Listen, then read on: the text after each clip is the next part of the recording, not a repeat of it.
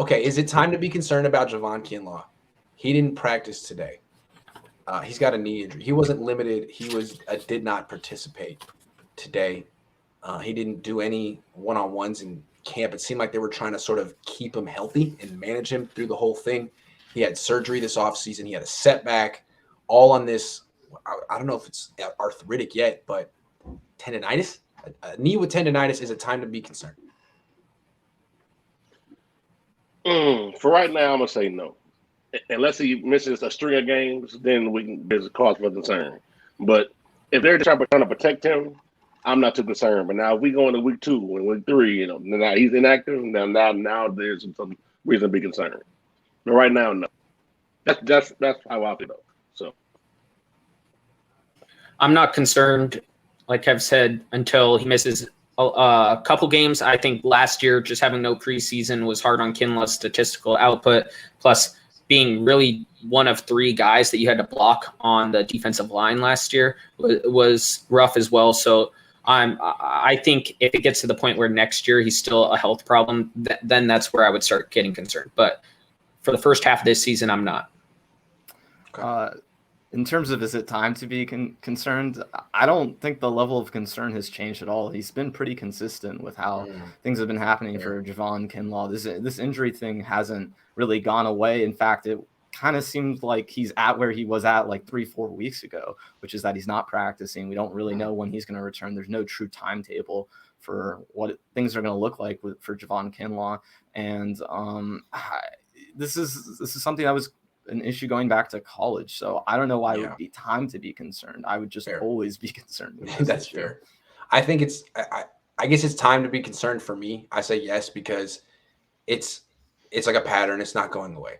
I think it's fair to look at the beginning. Remember, why did the Niners take Javon Kinlaw? He was really good at the Senior Bowl, but then he shut himself down and left early and said, well, I mic drop. I proved what I wanted to prove. I'm the baddest dude here. Or this happened and it got flagged at the combine. The Niners took a chance. It was a mistake. They took a chance on Jalen Hurd. It was a mistake. They've taken these chances on guys with chronic issues and gotten burned. So I guess it was time to be concerned when he left the Senior Bowl early. That was probably, and then when he got flagged at the combine. But now it's like, man, what are the real expectations for this guy? Is it only going to be downhill from here? Have we seen the best of Javon Kinlaw? That's a scary thought. I mean, you don't have to answer that because that's just speculation. But that's where your mind goes. That's where your mind goes. Yeah, hope not. Yeah, because he's very gifted. If he were to miss serious time too, the 49ers have a really deep room, so it's not like it's going to really affect how much this team is going to win this year. Thank you, Ben. They don't necessarily need him, but the idea of him reaching his upside would be such a huge bonus. For sure. The main reason I'm not concerned, as Ben just alluded to, this interior D line is Givens, Kinlaw, Jones, Kerr. I mean, so yeah. And I think waves. Go ahead. I was just going to say the more concerning thing is that they spent that high round of a pick on a defensive tackle. Could have had worse. You could have had worse. You could have gone after a corner, which looks like you really need one right now. Yeah, good point. Eddie says, just for fun, if you had to put money on Trey or Jimmy to make a comeback to win the game, who would you choose and why? I don't know. These are like the Raheem Mostert. My cousin, my first cousin, is a comic book artist, and when I was like 7 or 8, whenever he would come to visit me, I'd be like, "Who would win in a fight, Superman or Spider-Man, and why?" And I would just be like a series of questions like that, and he would. It's kind of that kind of question, but I'm saying Trey. Say Trey, just because Trey can fly, and he has X-ray vision. So Jimmy only has. He's kind of like Batman. Like you don't really have any superpowers. You just kind of fall in style. No, it's all about Maverick. The money. Yeah, I'm just trying to get Maverick to. Oh, he has. Why am I always late? This is just going to get a Twitter hate, man. You're not. Of course not. Mark says we got Kinlaw. We could have had CD. That's true. That's true. That's who I wanted. It's true. Ahmed Ali says, will the offense look the same with Jimmy as it did in 2019? I feel like teams already know what to expect from the 49ers with Jimmy. Yeah, I feel like there's not that much more the Niners can do than what they've already done with Jimmy.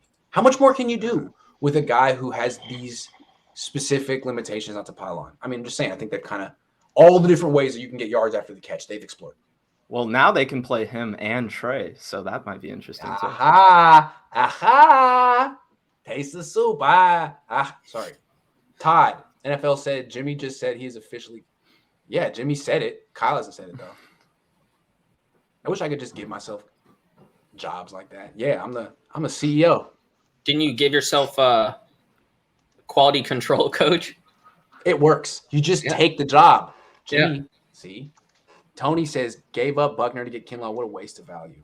That's what makes it hurt the most. Yeah. And it's not even that. I think if you look at the Buckner trade, the trade for the 13th pick doesn't not make sense. What didn't make it sense at all was trying to replace Buckner with Kinlaw. That to me 1 never for made 1. sense. That was but draft and he improved. Like we're at 13, you're really most likely getting another player like Armstead. Best case scenario, and that's a different class of player.